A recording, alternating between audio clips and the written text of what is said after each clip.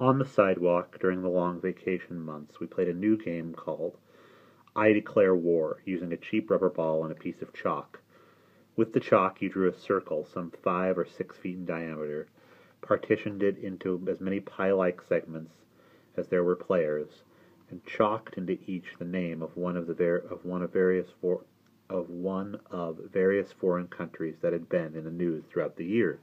Next, each player picked his country and stood straddling the edge of the circle, 1 foot inside and one out, so that when the time came, he could flee in a hurry. Meanwhile, a designated player holding the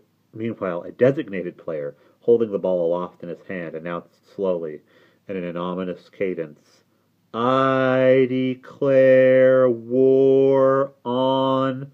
There was a suspenseful pause, and then the kid declaring war would slam the ball down in the same instant, shouting, "Germany," or "Japan," or "Holland," or "Italy," or "Belgium," or "England," or "China," sometimes even shouting, "America," and everybody would take off except the one on whom the surprise attack had been launched. His job was to catch the ball on the bounce as quickly as he could and call "Stop." Everybody now allied against him would have to freeze in place, and the victim country would begin the counterattack, trying to eliminate one aggressor country at a time by walloping each as hard as he could with the ball, beginning by throwing at those closest to him and advancing his position with each murderous thwack. We played this game incessantly until it rained and temporarily the names of the countries were washed away. People had to either step on them or step over them when they made their way down the street. In our neighborhood, there was no graffiti to speak of in those days. Just this, the remains of the hieroglyphics of our simple street games.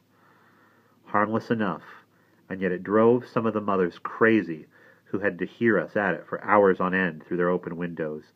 "Can't you kids do something else? Can't you find another game to play?" But we couldn't.